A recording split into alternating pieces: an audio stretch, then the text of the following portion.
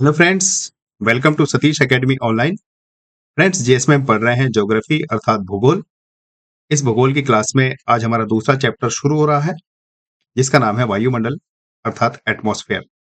तो चलिए फ्रेंड्स, अपनी आज की क्लास की शुरुआत करते हैं और सबसे पहले ये समझते हैं कि हमारा जो दूसरा चैप्टर है जिसका नाम वायुमंडल है, उसमें कौन कौन से मुख्य टॉपिक हैं जो हम आज की क्लास में पढ़ेंगे। तो देखो, सबसे पहला टॉपिक है वायुमंडल किसे कहेंगे, उसको समझेंगे। फिर वायुमंडल की मुख्य परतें कौन कौन सी हैं वो देखेंगे।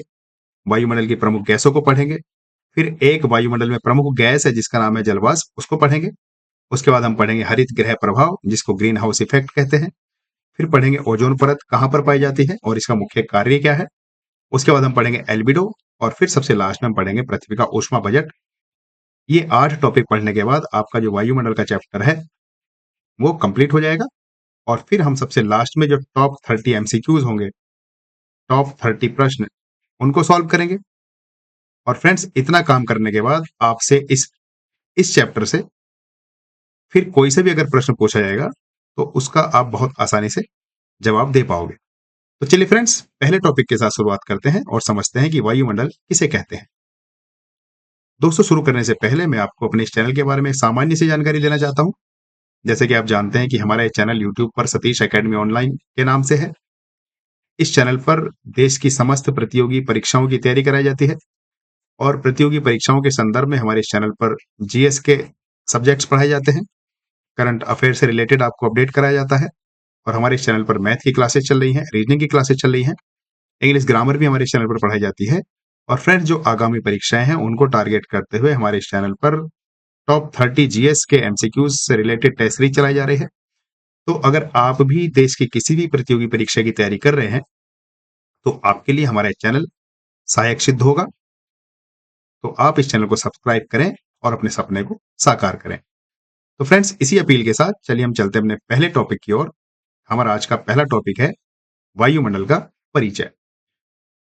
तो फ्रेंड्स, जैसा कि आप जानते हैं कि वायुमंडल किसे कहेंगे। देखो, वायुमंडल गैसों का एक मिश्रण है जो पृथ्वी को चारों ओर से घेरे हुए है। इसको हम वायुमंडल कहेंगे। इसका क्या अर्थ हुआ? इसका अर्थ ये हुआ, जैसे सर्दियों में आप कंबल ओढ़ते होंगे। क्यों ओढ़ते हैं? ताकि आपको सर्दी ना लगे। तो यहाँ पर जो वायुमंडल है वो हमारी पृथ्वी को बिल्कुल वैसे ही एक कंबल की तरह ही कार्य करता है। वायुमंडल हमारी पृथ्वी के लिए एक कंबल की तरह ही है, जो हमारी पृथ्वी को अत्यधिक सर्दी से बचाता है और अत्यधिक गर्मी से बचाता है। कैसे बचाता है, हम आगे बात करेंगे। इस वायुमंडल के कारण ही हमारी पृथ्वी पर ना तो एकदम से अधिक तापमान बढ़ता है और ना ही घटता है। तो फिलहाल आपको मैंने ये कहा कि वायुमंडल गैसों का एक मिश्रण है जो पृथ्वी को चारों ओर से घेरे हुए है। अब फ्रेंड्स, बात करते हैं इस वायुमंडल की मोटाई की। तो देखो, वायुमंडल की जो मोटाई है वो लगभग लगभग आपको देखने को मिलेगी 1000 किलोमीटर। 1000 किलोमीटर की ऊंचाई तक अगर हम जाएं तो वो हमारी वायुमंडल की मोटाई कहलाएगी। 1000 किलोमीटर। इसका क्या मतलब हुआ? इसका मतलब ये हुआ कि सपोज जैसे हमारे सामने ये धरती का धरातल है, ये पृथ्वी है हमारे सामने, ये पृथ्वी है, धरती है, नीचे जमीन है। तो जैसे हम ऊपर जाएंगे 1000 किलोमीटर तक, तो इस 1000 किलोमीटर तक की जो ऊंचाई है, उस 1000 किलोमीटर तक वायुमंडल पाया जाता है, लगभग लगभग। इसलिए हमने कहा जो वायुमंडल की मोटाई है वो 1000 किलोमीटर होती है। फ्रेंड्स, इसी में आगे कहा है लेकिन, लेकिन ये पॉइंट बहुत ध्यान से आप समझना, लेकिन 99% द्रव्यमान, 99% द्रव्यमान केवल 32 किलोमीटर की ऊंचाई तक ही पाया जाता है। 32 किलोमीटर की ऊंचाई तक ही जो हमारा वायुमंडल है उसका 99% द्रव्यमान पाया जाता है। इसका क्या मतलब हुआ? देखो, इसका मतलब ये हुआ कि सपोज हमारी ये धरती है, इस धरती से मात्र 32 किलोमीटर की ऊंचाई पर ही हमारा जो वायुमंडल है उसका 99% भार पाया जाता है। बताइए, ये बात किसको नहीं समझ में आई? हमने अभी ये जाना कि जो हमारी पृथ्वी है, उस पृथ्वी से अगर हम ऊपर जाएं आसमान की ओर तो 1000 किलोमीटर तक हमारा वायुमंडल है। अर्थात वायुमंडल की जो मोटाई है वो 1000 किलोमीटर है। लेकिन इस 1000 किलोमीटर में मात्र 32 किलोमीटर के दायरे में ही जो वायुमंडल का द्रव्यमान है, कितना, 99%, वो 32 किलोमीटर के दायरे में ही पाया जाता है। इस 32 किलोमीटर के बाद कितनी ऊंचाई बची ऊपर? इस 32 किलोमीटर के बाद लगभग लगभग हमारे पास बची 968 किलोमीटर की ऊंचाई। लगभग क्या पूरी 968 किलोमीटर बचेगी? भाई टोटल जो हमारा वायुमंडल है उसकी मोटाई हमने बताया कि 1000 किलोमीटर है। तो 32 किलोमीटर के दायरे में 99% भार हमारे वायुमंडल का पाया जाता है। तो ये जो बचा 968 किलोमीटर, इस 968 किलोमीटर में वायुमंडल का मात्र 1% द्रव्यमान ही पाया जाता है। आपसे डायरेक्ट प्रश्न पूछा जाता है कभी कभी कि बताइए द्रव्यमान, जो वायुमंडल का द्रव्यमान है वो 99% कितनी ऊंचाई तक पाया जाता है? 32 किलोमीटर तक के दायरे में वायुमंडल के कुल द्रव्यमान का 99% 32 किलोमीटर के दायरे में ही पाया जाता है। और कुल मोटाई कितनी होती है वायुमंडल की? वो होती है 1000 किलोमीटर। चलिए फ्रेंड्स, अब ये जो वायुमंडल है जिसकी ऊंचाई हमने आपको बताई 1000 किलोमीटर, इसको मुख्यतः 5 परतों में बांटा गया है। कौन कौन सी 5 परतें हैं? चलिए उनको समझते हैं। वो 5 परतें आपके सामने हैं। पहली परत क्षोभ मंडल है, दूसरी परत समताप मंडल, उसके बाद मध्य मंडल, फिर आयन मंडल और उसके बाद वायुमंडल। तो फ्रेंड्स, इन पांचों परतों को पहले मैं आपको समझाना चाहता हूं। उसके लिए मैं चित्र बनाकर आपको समझाना चाहता हूं। देखो, हमने अभी आपको ये बताया मैंने कि हमारा जो वायुमंडल है उसमें टोटल 5 परतें हैं। पहले मैं इस परतों को बना लेता हूं। जी बिल्कुल, देखो ये मैंने एक आपके सामने चित्र बनाया और इस चित्र में सबसे पहली जो परत होगी वो क्षोभ मंडल होगी। ये मैंने तिरछी खींची, इसका कारण मैं आपको बताऊंगा। ये हमारा हो गया क्षोभ मंडल। इस क्षोभ मंडल के बाद हमारे पास आएगा समताप मंडल। समताप मंडल के बाद हमारे पास आएगा मध्य मंडल और मध्य मंडल के बाद हमारे सामने आता है आयन मंडल। इस आयन मंडल को हम ताप मंडल भी कहते हैं और सबसे ऊपर हमारे पास आएगा वायुमंडल। तो फ्रेंड्स, सबसे पहले मैं इनका नाम लिख देता हूं आपके सामने। देखो, अगर मैं इनका नाम लिखूं तो ये जो हमारे पास सबसे नीचे की परत है इसको हम कहते हैं क्षोभ मंडल। बहुत ही मुख्य प्रश्न हमारे यहां से बनते हैं, कौन सी परत की क्या विशेषता है। आप बहुत ध्यान से इसको समझते चलना। तो देखो, सबसे पहली परत हमारे सामने है क्षोभ मंडल, दूसरी परत हमारे सामने है समताप मंडल,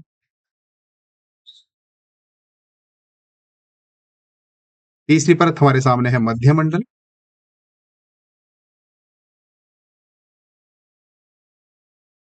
और जो चौथी परत है वो हमारे सामने है आयन मंडल। और फ्रेंड्स, इसी आयन मंडल को ताप मंडल भी कहा जाता है। आपसे कभी कभी डायरेक्ट प्रश्न पूछा जाएगा कि ताप मंडल और आयन मंडल क्या दोनों एक ही हैं? बिल्कुल, दोनों एक हैं। और सबसे अंतिम परत जो होती है वो होती है बाह्य मंडल। सबसे पहले तो ये बताइए, ये जो हमने 5 परतें लिखी, जिसमें पहली परत क्षोभ मंडल है, दूसरी परत समताप मंडल है, तीसरी परत मध्य मंडल है और चौथी परत आयन मंडल है, अर्थात ताप मंडल। और सबसे अंतिम जो परत है वो है बाह्य मंडल।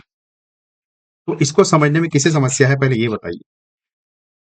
चलिए, किसी को नहीं होगी। ये हमारी 5 मुख्य परतें हैं। अब बात करते हैं इन 5 मुख्य परतों की ऊंचाई की, कितनी कितनी ऊंचाई पर हमारी ये परतें पाई जाती हैं। तो देखो, जो सबसे नीचे की परत है, जो क्षोभ मंडल कहलाती है, उसकी ऊंचाई की अगर हम बात करें तो सबसे पहले मैं आपको बताना चाहता हूं, ये हमारे ध्रुव है इधर 90 डिग्री और ये हमारा भूमध्य रेखा है 0 डिग्री।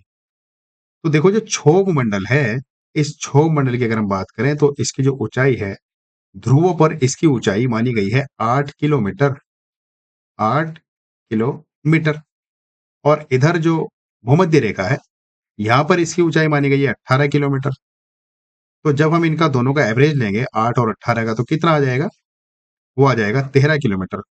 तो जो क्षोभ मंडल की ऊंचाई मानी गई है वो मानी गई है 0 किलोमीटर से 13 किलोमीटर तक, वो क्षोभ मंडल की ऊंचाई मानी गई है। चलिए, समताप मंडल की बात करते हैं। देखो, समताप मंडल 18 किलोमीटर से 50 किलोमीटर तक माना गया है। जो समताप मंडल है, जो परत है हमारी दूसरी, उसकी ऊंचाई 18 किलोमीटर से 50 किलोमीटर तक मानी गई है। फिर हमारे पास आता है मध्य मंडल। इसकी ऊंचाई 50 किलोमीटर से 80 किलोमीटर तक मानी गई है। और फिर आयन मंडल अर्थात तापमंडल, इसकी ऊंचाई 80 किलोमीटर से 640 किलोमीटर तक मानी जाती है। और फिर हमारे पास आ जाता है बाह्य मंडल। इसकी ऊंचाई हमारे पास है 640 किलोमीटर से 1000 किलोमीटर तक। फ्रेंड्स, आपके दिमाग में प्रश्न आ रहा होगा कि ये जो ऊपर की जो हमारे पास बची जगह, ये वायुमंडल के बाद ये क्या होगा? तो देखो, 1000 किलोमीटर से लगभग 16,000 किलोमीटर तक इसको हम कहते हैं अंतरिक्ष। यहां से हमारा 1000 के बाद अंतरिक्ष शुरू हो जाता है। तो फिलहाल मैंने ये आपको समझा दिया है कि 1000 किलोमीटर के बाद उसको हम अंतरिक्ष कहेंगे, लगभग 16,000 किलोमीटर तक की ऊंचाई को। फिलहाल हमारा जो फोकस है वो वायुमंडल की 5 परतों पर है। अगर मैं इनके नाम लिख दूं, देखो सबसे पहली परत हमारे सामने ये है क्षोभ मंडल, दूसरी परत है समताप मंडल, तीसरी परत है मध्य मंडल, चौथी परत है आयन मंडल जिसको ताप मंडल भी कहते हैं, और पांचवी परत है वायुमंडल। फ्रेंड्स, इनकी ऊंचाई की बात करते हैं तो ऊंचाई मैंने आपको बताई, जो क्षोभ मंडल है उसकी एवरेज अर्थात जो औसत ऊंचाई है वो 13 किलोमीटर है। और फिर जो हमारे पास समताप मंडल है उसकी ऊंचाई यहाँ से 18 किलोमीटर से 50 किलोमीटर तक मानी गई है। उसके बाद जो हमारा मध्य मंडल है उसकी ऊंचाई 50 किलोमीटर से 80 किलोमीटर तक मानी गई है। और फिर जो हमारा आयन मंडल है जिसको ताप मंडल भी कहते हैं, इसकी ऊंचाई 80 किलोमीटर से 640 किलोमीटर मानी गई है। और फिर सबसे लास्ट की जो हमारी परत है जिसको वायुमंडल कहते हैं, उसकी ऊंचाई 640 किलोमीटर से 1000 किलोमीटर तक मानी गई है। बताइए फ्रेंड्स, सबसे पहले तो मुझे ये समझाइए कि ये किसको नहीं समझ में आई बात। ये हमारी वायुमंडल की 5 मुख्य परतें हैं। जैसे कि मैंने आपको शुरुआत में ही बताया कि जो वायुमंडल की मोटाई है वो 1000 किलोमीटर तक मानी गई है। तो ये जो 1000 किलोमीटर हमने यहाँ पर देखा, ये लास्ट में ये 1000 किलोमीटर है कि नहीं है? यहाँ तक जो हमारी सबसे अंतिम परत है वो है वायुमंडल। तो चलिए फ्रेंड्स, इनके बारे में एक-एक करके समझते हैं। और मैंने आपको ये बताया, ये इधर हमारे उत्तरी ध्रुव और दक्षिणी ध्रुव दोनों को माना गया है 90 डिग्री। ये इधर हमारा भूमध्य रेखा है, और ये बीच में इसको हम कह सकते हैं ये हमारी धरातल है। इस धरातल से हम बात कर रहे हैं ऊपर की ओर। चलिए, मुझे विश्वास है कि चित्र के माध्यम से आपने सब कुछ समझ लिया होगा। अब हम चलते हैं, एक-एक करके पढ़ते हैं कि जो क्षोभ मंडल है पहली परत, उसकी क्या खास विशेषताएं हैं जो हमारी एग्जाम की दृष्टि से मुख्य होंगी। तो देखो, क्षोभ मंडल की बात करते हैं। इसकी ऊंचाई जैसे मैंने बताया, इसकी ऊंचाई 0 से 13 किलोमीटर तक मानी गई है। भाई ध्रुवों पर इसकी ऊंचाई 8 किलोमीटर है, और जो भूमध्य रेखा है इसकी ऊंचाई 18 किलोमीटर है। जब दोनों का एवरेज लेंगे तो 13 किलोमीटर हो जाएगा। इसलिए हमने कह दिया जो क्षोभ मंडल है इसकी ऊंचाई 0 से 13 किलोमीटर तक मानी जाती है। चलिए, ये तो इसकी ऊंचाई की बात हो गई। अब इसकी विशेषताओं की बात करते हैं। जो क्षोभ मंडल है, जो हमारी पहली परत है, इसकी क्या खास विशेषता है?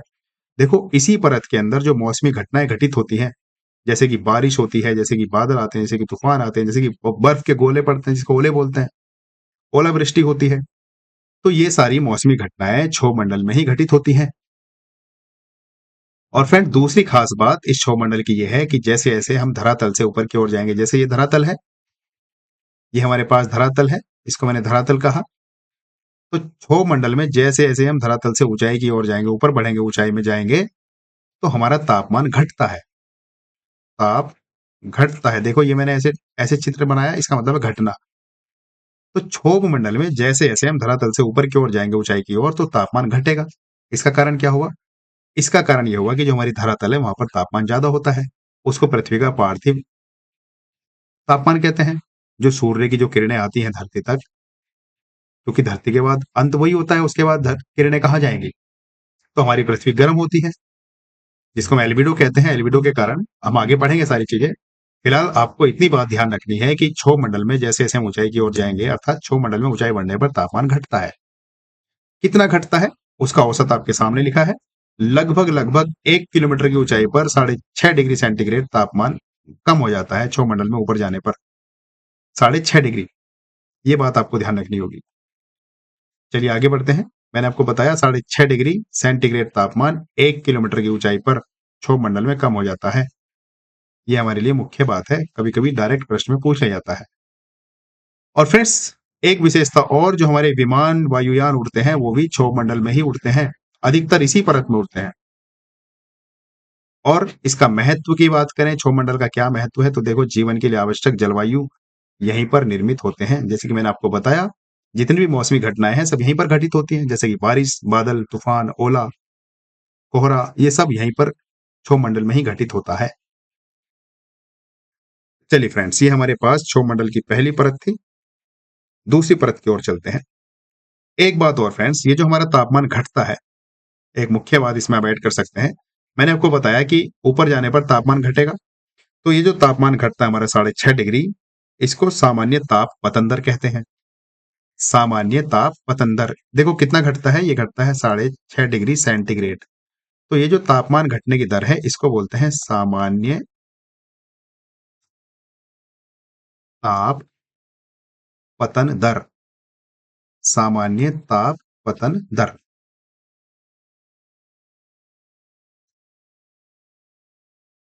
ये जो हमारा तापमान घट रहा है, एवरेज मैंने बताया आपको कि 1 किलोमीटर ऊंचाई पर जाने पर हमारा जो तापमान घटता है वो लगभग लगभग 6.5 डिग्री सेंटीग्रेड घटता है। इसके कारण मैंने बताया क्योंकि पृथ्वी हमारी गर्म होती है और जैसे जैसे हम जाते हैं ऊपर वायुमंडल ठंडी होती है, जिसके कारण तापमान घटता चला जाता है। तो फ्रेंड्स ये मैंने बताया आपको तापमान घटता चला जाता है, इसको बोलते हैं सामान्य ताप पतन दर। अब आगे बढ़ते हैं, आगे चलते हैं समताप मंडल की ओर और समताप मंडल की ऊंचाई की बात करते हैं। तो सबसे पहले ऊंचाई 13 किलोमीटर से 50 किलोमीटर तक समताप मंडल की ऊंचाई मानी गई है। इसकी विशेषताओं की बात करते हैं। देखो इसकी सबसे पहली और सबसे विशेष विशेषता यह है कि इस परत में ओजोन परत पाई जाती है। ओजोन परत कहाँ पाई जाती है, आपसे डायरेक्ट प्रश्न पूछा जाएगा कि बताइए ओजोन परत किस वायुमंडलीय परत में पाई जाती है। तो ओजोन परत समताप मंडल में पाई जाती है। इस ओजोन परत का मुख्य कार्य क्या है, ये सूर्य की जो पराबैंगनी किरणें होती है उनको धरती पर आने से रोकती है। ये ओजोन परत वायुमंडल की एक परत है, वायुमंडल की एक परत है जिसको बोलते हैं ओजोन परत। तो ये कहाँ पाई जाती है, ये पाई जाती है समताप मंडल में। तो फ्रेंड्स कभी कभी आपसे डायरेक्ट प्रश्न पूछ लिया जाता है कि ये जो ओजोन मंडल, ये जो ओजोन परत है, इसकी जो घनत्व है, इसका घनत्व नापने की एक इकाई होती है। घनत्व मापने की इकाई, उस इकाई को क्या कहेंगे, घनत्व मापने की इकाई। तो घनत्व मापने की इकाई जो ओजोन परत की होती है वो क्या होती है, वो डॉप्सन होती है। अर्थात ये जो ओजोन परत हमारे सामने है, इसको जब हम इसकी मोटाई को नापते हैं तो उसको डॉप्सन में नापते हैं। डॉप्सन, कभी कभी आपसे डायरेक्ट प्रश्न पूछा जाता है कि जो ओजोन परत है उसकी मोटाई नापने की इकाई को क्या कहते हैं। तो इसकी मोटाई नापने की इकाई को कहते हैं डॉप्सन। चलिए मैं यहां पर लिख देता हूं डॉप्सन। फ्रेंड्स ये प्रश्न आपसे डायरेक्ट बन जाता है किसी ना किसी परीक्षा में कि ओजोन परत की मोटाई या घनत्व मापने की इकाई क्या है, क्या होती है या क्या कहलाती है, वो कहलाती है डॉप्सन। चलिए इसकी मुख्य विशेषता यही थी कि समताप मंडल में ओजोन परत पाई जाती है, यहाँ पर मौसम स्थिर होता है, तूफान वगैरह नहीं आते हैं। और इसकी खास बात यह है कि यहाँ पर जैसे जैसे ऊंचाई बढ़ती है वैसे वैसे तापमान भी बढ़ता है। हमने पढ़ा था क्षोभ मंडल में ऊंचाई बढ़ने पर तापमान घटता है, यहाँ पर तापमान बढ़ेगा। जैसे ये हमारा यहाँ से समताप मंडल की जो सीमा है वो है, और इसके ऊपर जब आप जाओगे जैसे जैसे, तो यहाँ से आपका तापमान भी बढ़ेगा, ऊंचाई बढ़ने पर तापमान बढ़ेगा। बात करते हैं इसका महत्व क्या है समताप मंडल का। तो देखो सबसे बड़ा महत्व तो यह है कि हमने बताया कि यहाँ पर ओजोन परत पाई जाती है जो जीवन को हानिकारक किरणों से बचाती है। ये इसका महत्व है। इसका महत्व है समताप मंडल का। समताप मंडल हमारे लिए बहुत जरूरी है, यहाँ से प्रश्न बनता ही रहता है कि ओजोन परत कहाँ पाई जाती है। पहला प्रश्न तो यही बनता है, और दूसरा प्रश्न ये बनता है कि जो ओजोन परत है उसकी मोटाई नापने के लिए कौन सी इकाई यूज करी जाती है, तो डॉप्सन। चलिए फ्रेंड्स आगे बढ़ते हैं तीसरी परत में। हमारी तीसरी परत है मध्य मंडल। तो देखो ये जो मध्य मंडल है, इसको पहले मैं इरेज कर लेता हूं। ये जो मध्य मंडल है इसकी ऊंचाई 50 किलोमीटर से 80 किलोमीटर तक मानी गई है, जैसे कि मैंने आपको चित्र के माध्यम से समझाया था। तो सबसे पहली बात तो हमें यही कहा गया है कि इसकी जो ऊंचाई है वो 50 किलोमीटर से 80 किलोमीटर तक मानी गई है।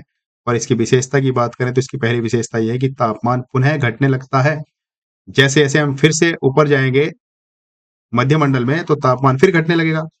और फ्रेंड्स इसकी खास बात यह है, इस इस मध्य मंडल परत में आसमान से कुछ लगातार पिंड गिर रहे हैं हमारी धरती पर, जिनको उल्का पिंड बोलते हैं।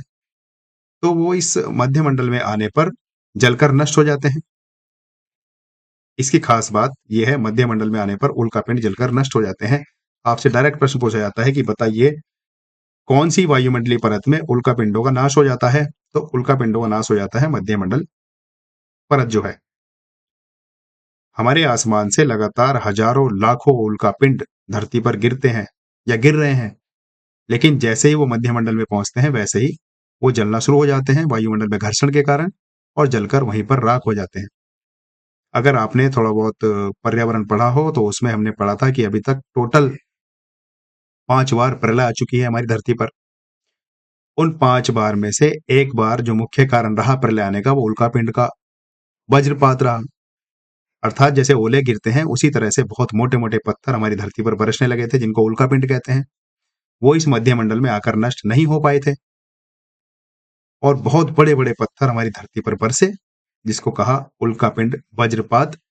और इस उल्कापिंड वज्रपात में जो डायनासोर हुआ करते थे उनकी प्रजाति का समूल नाश हो गया। हमारी पृथ्वी पर अभी तक टोटल 5 बार प्रलय आ चुकी है। उनमें से एक बार उल्कापिंड के बरसात के कारण हुई जिसमें डायनासोर विलुप्त हो गए हमारी धरती से। तो मैं आपको ये समझाना चाह रहा हूं कि जो उल्कापिंड है ये उल्कापिंड मध्यमंडल में आकर नष्ट हो जाते हैं और ये लगातार बरस रहे हैं हमारे आसमान की ओर। रात्रि के समय में ये जो उल्कापिंड होते हैं इन्हें ही जो रात का समय होता है चूंकि हमें दिखाई देते हैं तो रात के समय इन उल्कापिंडों को ही क्या बोलते हैं? टूटता हुआ तारा। ये टूटता हुआ तारा ही उल्कापिंड कहलाता है। फ्रेंड्स आशा करता हूं कि आपने ये बात समझ ली होगी। इसकी विशेषता तापमान पुनः घटने लगता है। देखो हम जब क्षोभमंडल की बात कर रहे थे तो धरातल से ऊपर की ओर गए तो तापमान घटा। फिर हम समताप मंडल में आए, समताप मंडल में ऊपर की ओर गए तो तापमान बढ़ा। अब हम मध्यमंडल में आ गए, मध्यमंडल में ऊपर की ओर जाएंगे तापमान घटेगा। ठीक है। और कभी-कभी इस मध्यमंडल में तापमान इतना घट जाता है कि यहाँ पर तापमान कभी-कभी लगभग -900 डिग्री सेंटीग्रेड तक पहुंच जाता है। तो मध्यमंडल की मुख्य विशेषताएं मैंने आपको बताई। पहली मुख्य विशेषता यह है कि जो हमारे आसमान से जो आकाश से लगातार उल्कापिंड बरस रहे हैं वो मध्यमंडल में आते-आते नष्ट हो जाते हैं, जलकर राख हो जाते हैं और यहाँ पर जो तापमान है वो घटने लगता है जैसे-जैसे हम ऊंचाई पर जाएंगे। और यहाँ पर जो अत्यधिक तापमान कभी-कभी -90 डिग्री सेल्सियस तक पहुंच जाता है। तो फ्रेंड्स ये हमारे सामने मध्यमंडल था। इसमें एक कॉन्सेप्ट और आपसे कभी-कभी पूछा जाता है जिसको बोलते हैं नॉक्टिल्यूसेंट बादल। कहाँ बनते हैं? नॉक्टिल्यूसेंट बादल कभी-कभी इस मध्यमंडल में बन जाते हैं। देखो जब हमने तो अभी ये पढ़ा था कि जो बादल हैं, बारिश है, जो ओले हैं, वो सब क्षोभमंडल में पड़ते हैं। लेकिन कभी-कभी क्षोभमंडल की संवहनीय धाराएं मध्यमंडल तक पहुंच जाती हैं और वहां पर कुछ बादलों का निर्माण कर देती हैं। तो उन बादलों को कहा जाता है नॉक्टिल्यूसेंट बादल। कभी-कभी आपसे पूछ लिया जाता है कि नॉक्टिल्यूसेंट बादल कहाँ पर बनते हैं? नॉक्टिल्यूसेंट बादल तो ये बनते हैं मध्यमंडल में। क्यों बनते हैं उसका मैंने कारण बताया। जो क्षोभमंडल की धारा है, वायुमंडलीय धारा, वो कभी-कभी मध्यमंडल तक पहुंच जाती है और वहां पर कुछ बादलों का निर्माण करती हैं। उन बादलों को कहा जाता है नॉक्टिल्यूसेंट बादल। आपसे डायरेक्ट प्रश्न पूछा जाता है कि नॉक्टिल्यूसेंट क्या है? तो नॉक्टिल्यूसेंट एक प्रकार के बादल हैं जो कहां पर बनते हैं? जो मध्यमंडल में बनते हैं। और क्यों बनते हैं? क्योंकि जो क्षोभ मंडल की जो हमारी वायुमंडलीय धाराएं हैं, संवहनीय धाराएं, वो ऊपर उठ जाती है कभी-कभी और इतना ऊपर पहुंच जाती है कि यहाँ पर समताप मंडल में पहुंच जाती है, मध्यमंडल में सॉरी। और यहाँ पर एक विशेष प्रकार के बादलों का निर्माण करती हैं जिनको बोलते हैं नॉक्टिल्यूसेंट बादल। तो बस आपको ये नाम याद रखना होगा। ये जो नॉक्टिल्यूसेंट है ये क्या है? ये एक प्रकार के बादल हैं और ये मध्यमंडल में बनते हैं। चलिए फ्रेंड्स आगे बढ़ते हैं। हमारा आगा है जो आगे की जो परत है चौथे प्रकार की, वो है तापमंडल और इस तापमंडल को ही हम बोलते हैं आयन मंडल। सबसे पहले आप नोट कर लीजिए, इस तापमंडल को ही हम बोलते हैं आयन मंडल। जैसे कि मैंने आपको वहां पर भी जब मैंने चित्र बना के समझाया था वायुमंडल की 5 परतों में, तो मैंने बताया था इस तापमंडल को भी आयन मंडल भी कहा जाता है। आयन मंडल इसका क्या मतलब हुआ? इसका मतलब यह हुआ कि वायुमंडल की इस परत में कुछ आयन पाए जाते हैं जो रेडियो तरंगों को परावर्तित करके पुनः धरती पर भेज देते हैं। जैसे सपोज हमारे पास ये धरती है और ये हमारे पास नीचे क्षोभ मंडल है, उसके बाद ये समताप मंडल है, ये मध्य मंडल है और उसके बाद हमारा ये आयन मंडल है। तो मैंने कहा यहाँ पर कुछ आयनीकृत अणु पाए जाते हैं, इसलिए इसको आयन मंडल कहते हैं, इसको तापमंडल भी कहते हैं। यहाँ पर आयन पाए जाते हैं, आयनीकृत अणु। तो जब हम धरती से कुछ तरंगे भेजते हैं यहाँ पर, तो यहाँ से वो तरंगे पुनः परावर्तित हो जाते हैं धरती की ओर। जिससे हमारा जो संचार माध्यम है वो संभव हो पाता है। रेडियो तरंगी धर्म जिनको बोलते हैं, रेडियो तरंगी किरणें, जिनके माध्यम से हमारा संचार सफल हो पाता है। जो हम आजकल इंटरनेट देख रहे हैं, टीवी देख रहे हैं, फोन पर बातें कर रहे हैं, वो सब क्यों हो रहा है? वो सब इस आयन मंडल के कारण ही हो रहा है, क्योंकि इस आयन मंडल में आयनीकृत अणु पाए जाते हैं या आयनीकृत अणु आयन पाए जाते हैं, जो रेडियो तरंगी किरणों को धरती पर पुनः परावर्तित कर देते हैं। तो फ्रेंड्स, ये तो इसका मैंने कहा आयन मंडल क्यों कहते हैं, और इसी को तापमंडल कहते हैं। क्यों कहते हैं आप समझ जाओगे, क्योंकि इसका तापमान कभी-कभी अत्यधिक बढ़ जाता है। सबसे पहले इसकी ऊंचाई की बात करते हैं। देखो, इसकी ऊंचाई 80 किलोमीटर से 400 किलोमीटर तक पाई जाती है। वैसे तो मैंने आपको बताया था कुछ ज्यादा पाई जाती है, पर लगभग विशेषता की बात करें तो विशेषता यहाँ पर तापमान अत्यधिक बढ़ जाता है। कितना बढ़ जाता है? देखो, 1000 डिग्री सेल्सियस तक या उससे भी अधिक इसका तापमान बढ़ जाता है, इसलिए इसको कहते हैं तापमंडल। और देखो, जो आयन मंडल इसी का भाग है जो रेडियो तरंगों को परावर्तित कर संचार संभव बनाता है। सबसे पहले तो इसका तापमान अधिक बढ़ जाता है। कितना बढ़ जाता है? 1000 डिग्री सेल्सियस तक तापमान बढ़ जाता है। फिर उसके बाद आयन मंडल इसी भाग को कहते हैं क्योंकि यहाँ पर रेडियो तरंगों को परावर्तित करके जो हमारा संचार है वो संभव हो पाता है। और एक बहुत ही महत्वपूर्ण घटना घटती है जिसको ऑरोरे बोलते हैं, ऑरोरा। जो ऑरोरा जैसी घटना घटती है वो भी यहाँ पर घटती है। हम पढ़ेंगे, जब हमारा सूर्य पढ़ेंगे, सूर्य के बारे में पढ़ेंगे, वहां पर हम देखेंगे ऑरोरा क्या होता है। तो ये जो ऑरोरा की घटना होती है उसकी रोशनी भी हम यहाँ पर देखते हैं तापमंडल में। चलिए फ्रेंड्स, आगे बढ़ते हैं। बहिर्मंडल, जो हमारा बाह्य मंडल है, जो हमारा बाह्य मंडल है, ये देखो, आप इसको ठीक कर लेना क्योंकि इसकी जो ऊंचाई है ये 400 किलोमीटर, बार बार यहाँ पर टाइपिंग मिस्टेक हो गई है।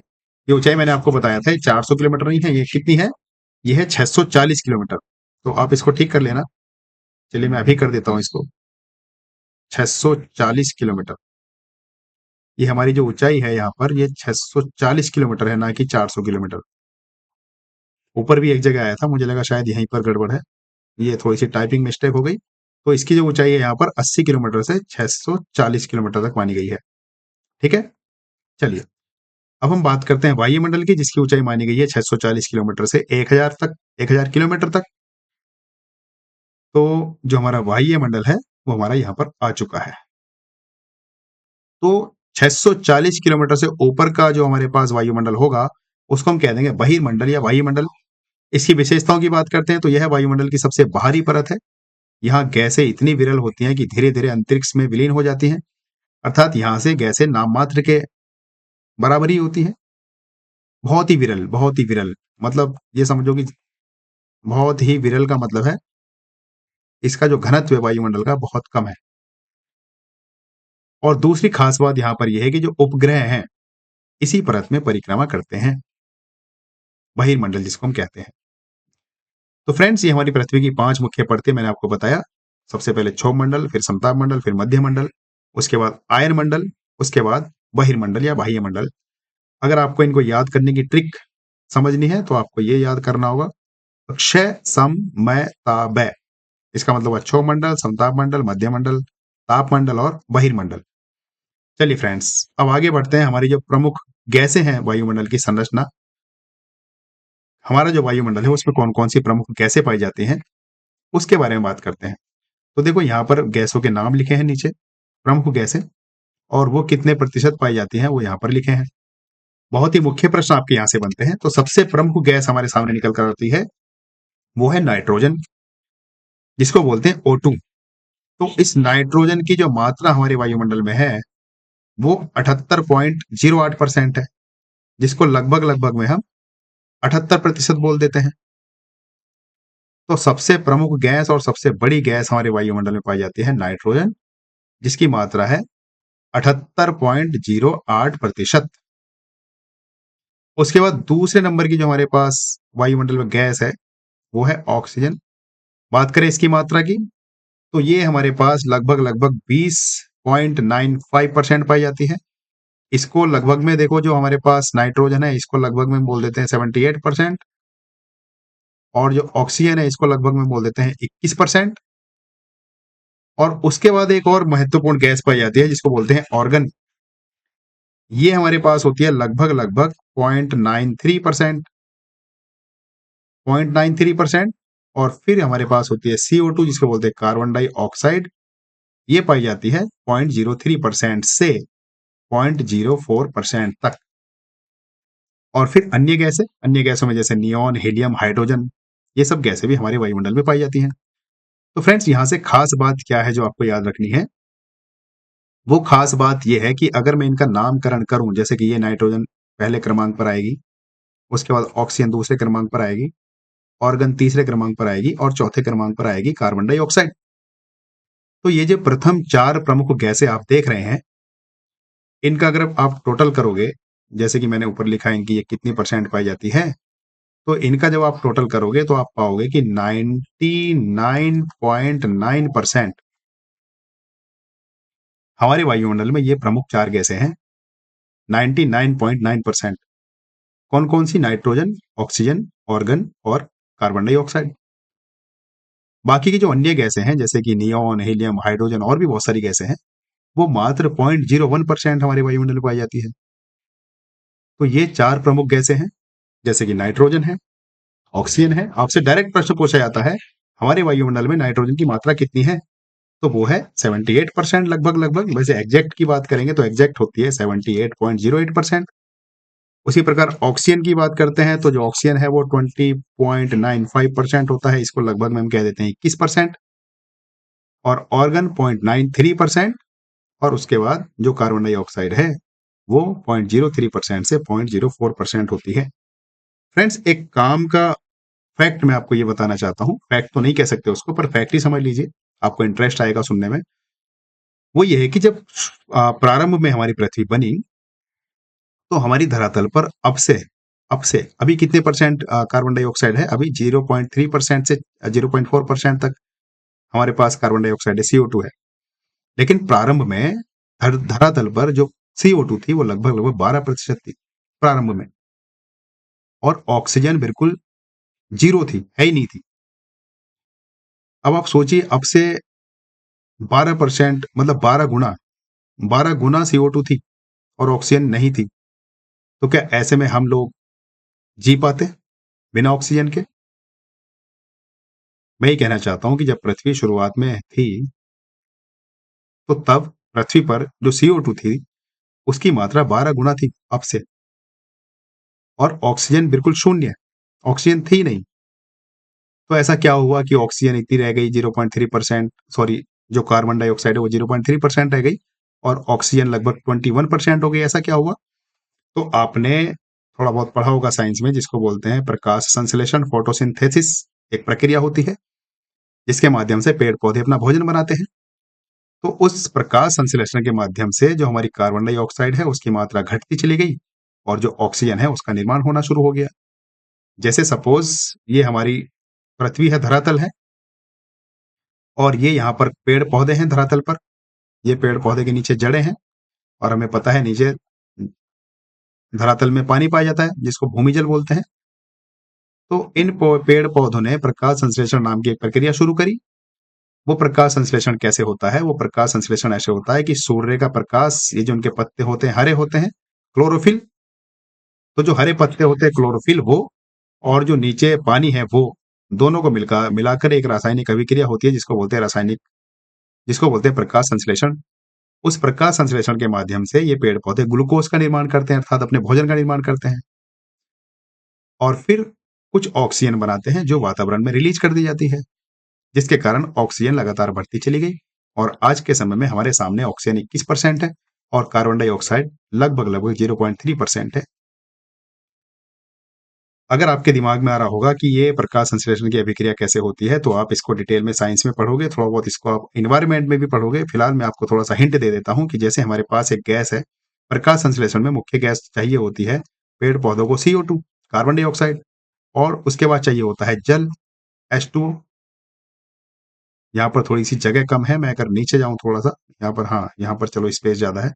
मैं भी आपको ये बताना चाह रहा हूँ कि जो CO2 प्रारंभ में आज से लगभग 12 गुना थी और ऑक्सीजन जीरो थी, वो कैसे आज 21% ऑक्सीजन बन गई और कार्बन डाइऑक्साइड कम हो गई? उसका क्या कारण था?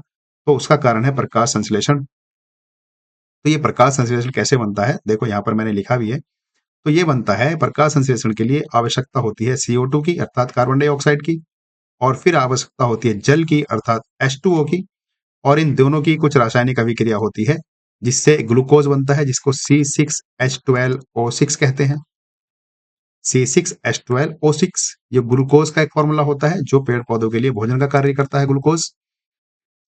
तो इस कार्बन डाइऑक्साइड से C6H12O6 बनता है। तो क्या ऐसे ही बन जाता है? बिल्कुल नहीं।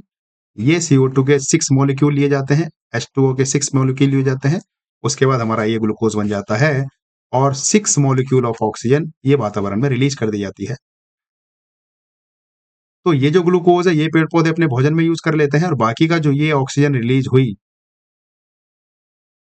इससे हमारा जो वायुमंडल है उसमें ऑक्सीजन की मात्रा बढ़ती चली गई। तो देखो यहाँ पर एक तरीके से जो कार्बन डाइऑक्साइड आपने बचपन से सुना होगा कि पेड़ पौधे सांस लेते हैं और उनके लिए सांस लेने के लिए चाहिए कार्बन डाइऑक्साइड, तो वो उनको भोजन के लिए चाहिए होती है, जिसको बोलते हैं प्रकाश संश्लेषण।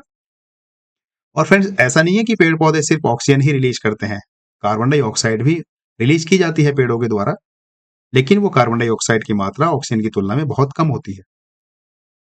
तो मैंने आपको ये समझाया, एक फैक्ट जो मैं आपको बता रहा था वो ये बता रहा था कि जो प्रारंभ में हमारी पृथ्वी थी, प्रारंभ में पृथ्वी पर CO2 की मात्रा अर्थात कार्बन डाइऑक्साइड की मात्रा बहुत ज्यादा थी, आज से लगभग 12 गुना थी, और ऑक्सीजन थी नहीं। तो क्या कारण है जिसके कारण ऑक्सीजन 21% हो गई और कार्बन डाइऑक्साइड 0.03% से 0.04% रह गई? तो उसका कारण है प्रकाश संश्लेषण। चलिए फ्रेंड्स, ये जो प्रमुख गैसें हैं इनके महत्व की बात करते हैं। देखो जो नाइट्रोजन गैस है इसका क्या महत्व है? नाइट्रोजन गैस का महत्व है ये पेड़ पौधों की वृद्धि के लिए आवश्यक है, पेड़ पौधों की वृद्धि के लिए आवश्यक है नाइट्रोजन गैस। आपसे डायरेक्ट कभी प्रश्न पूछा जाता है कि बताइए नाइट्रोजन गैस का क्या उपयोग है, तो नाइट्रोजन गैस पेड़ पौधों की वृद्धि के लिए आवश्यक है।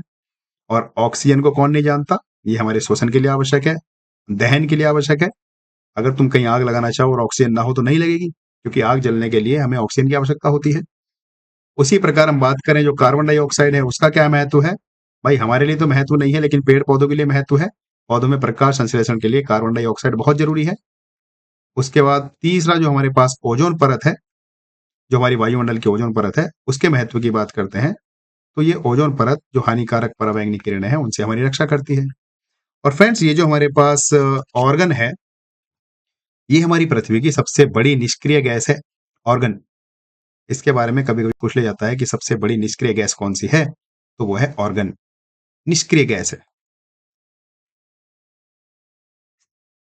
चलिए इतना काफी आपके लिए। अब कोई से भी एग्जाम में जो प्रश्न आपसे पूछा जाएगा यहां से आपसे बच के नहीं जाएगा। अब फ्रेंड्स हम बात करते हैं जलवाष्प की। जलवाष्प क्या है? देखो कार्बन डाइऑक्साइड की तरह जलवाष्प भी एक गैस है, एक गैस है जलवाष्प।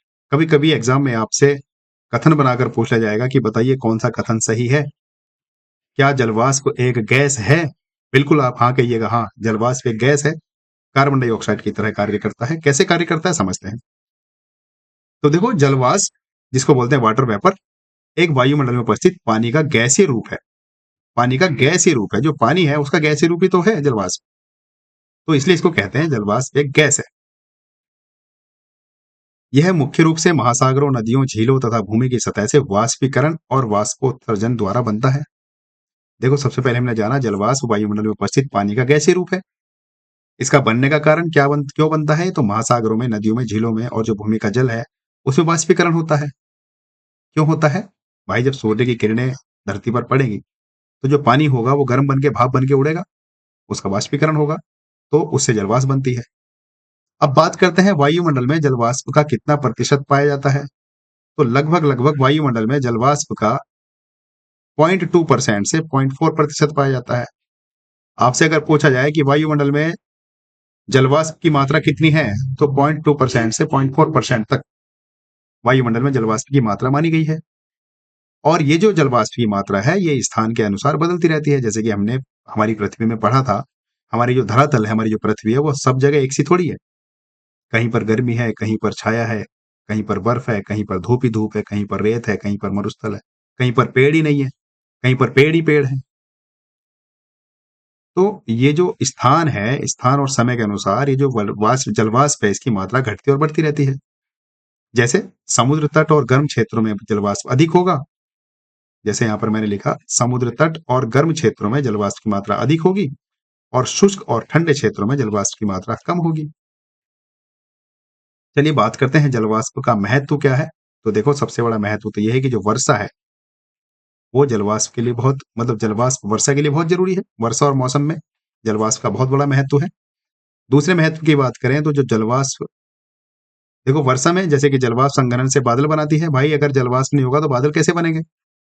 जब जलवाष्प होता है तो छोटे छोटे धूल के कण हैं वो पानी पर चिपकने लगते हैं। मतलब धूल के कण होते हैं वायुमंडल में छोटे छोटे, और जब जलवाष्प होता है तो इन कणों पर जो हमारा जो जलवाष्प हुआ वो जमने लगता है, और जमते जमते ये बूंदें इतनी मोटी बन जाती हैं, फिर गुरुत्वाकर्षण इनसे मतलब उसके विपरीत काम नहीं कर पाती हैं, और फिर बादल बनते हैं, आसमान से धरती पर बरसने लगते हैं। तो ये संघनन बादल में बनाते मतलब जलवाष्प संघनन से बादल बनते हैं। पहली बात तो हमने ये पढ़ी।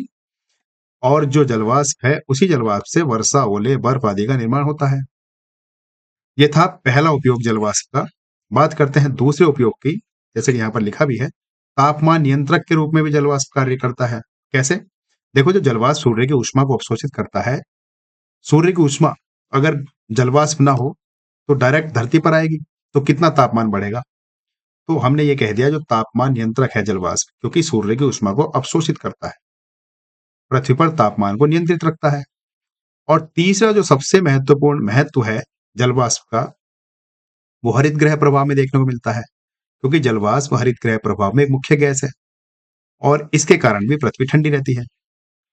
अभी हम पढ़ेंगे इसी क्लास में हरित गृह प्रभाव क्या होता है। फिलहाल आप इसको इतना समझ लीजिए कि जो जलवाष्प है वो हरित गृह प्रभाव में जो मुख्य गैसें होती है उनमें से एक है। तो ये जलवाष्प का महत्व।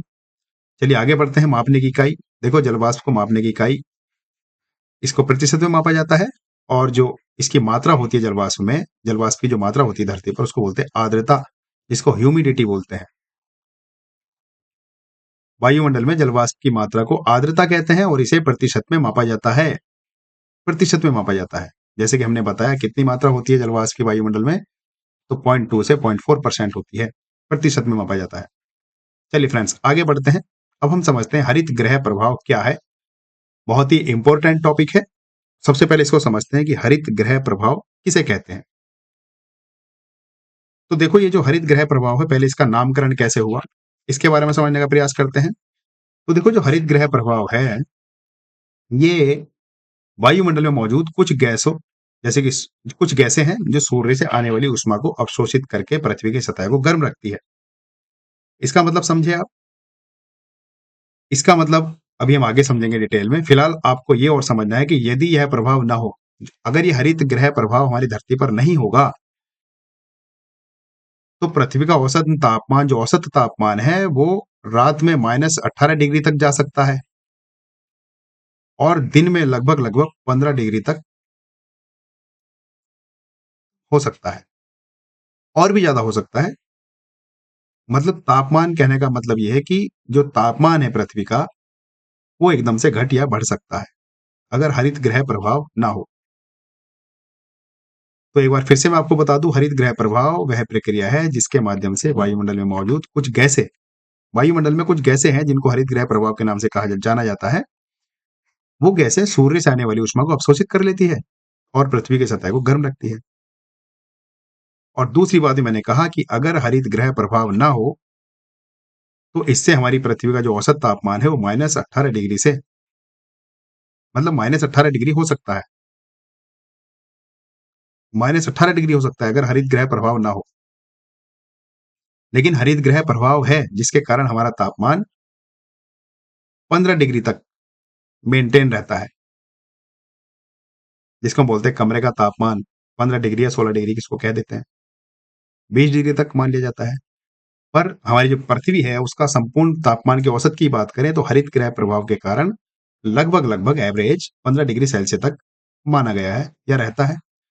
तो कहने का मतलब ये है कि अगर हरित गृह प्रभाव ना हो तो हमारा जो पृथ्वी का तापमान है वो -18 डिग्री तक पहुंच जाएगा। चलिए मुझे लगता है आपको इतना काफी है समझने के लिए। अब ये हरित गृह प्रभाव क्या है, इसका नामकरण कैसे हुआ, ये समझते हैं। इसमें कौन कौन सी मुख्य गैसें हैं ये समझते हैं। और इसका देखो अब कितना बड़ा रोल आप देखोगे हमारे जीवन में। अगर हरित गृह प्रभाव ना हो तो हम एक दिन भी नहीं जी पाए, प्रलय आ जाएगी, जिसको प्रलय बोलते हैं। तो देखो सबसे पहले पढ़ते हैं नामकरण कैसे हुआ। तो देखो हरित गृह नाम का एक घर होता है, कांच का घर, जो वैज्ञानिकों द्वारा बनाया जाता है, जिसमें पौधों को गर्म रखने के लिए रखा जाता है। ग्रीन हाउस बोलते हैं उसको, ग्रीन हाउस एक कांच का घर होता है। इस कांच के घर में पौधों को गर्म रखने के लिए बनाया जाता है, मतलब इस कांच के घर को पौधों को गर्म रखने के लिए बनाया जाता है। उसको बोलते हैं ग्रीन हाउस, एक कांच का घर जिसको ग्रीन हाउस बोलते हैं। तो जो पृथ्वी का वायुमंडल है वह भी एक उष्मा को रोक कर रखता है, पृथ्वी का वायुमंडल, इसलिए इसे भी हमने हरित गृह प्रभाव कह दिया। तो ये हुआ इसका नामकरण। नामकरण हरित गृह प्रभाव, मतलब हरित गृह प्रभाव कैसे पड़ा। अब देखो बार बार मैं आपको कह रहा हूं हरित गृह प्रभाव, हरित गृह प्रभाव ये क्या है, मैं आपको एक चित्र के माध्यम से समझाना चाहता हूं। देखो सपोज ये नीचे हमारी धरती है, पृथ्वी है।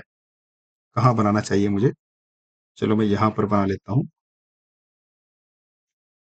एक सेकंड फ्रेंड्स, चलिए यहां पर क्या, हम आगे चलते हैं दूसरे पेज पर, फिर से ये आ जाएंगे वापस।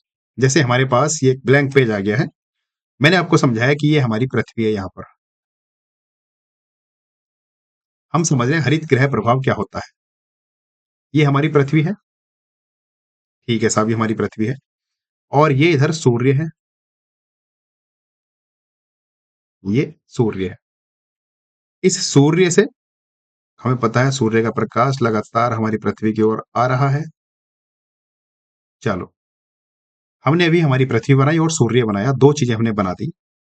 और हमने ये पढ़ा कि हमारी पृथ्वी की कुछ वायुमंडलीय परतें होती हैं। तो मैंने ये कह दिया कि ये वायुमंडल की परतें हैं जो हमारी पृथ्वी को चारों ओर से घेरे हुए हैं। मैंने शुरुआत में कहा था एक कंबल की तरह कार्य करती हैं ये वायुमंडल की परतें हमारी पृथ्वी को, जो अत्यधिक तापमान ना बढ़े उससे बचाती है और अत्यधिक तापमान एकदम से ना घटे उससे बचाती है। तो ये वायुमंडलीय परतें मैंने आपके सामने बनाई। अब देखो ये क्या है, अभी हम समझते हैं।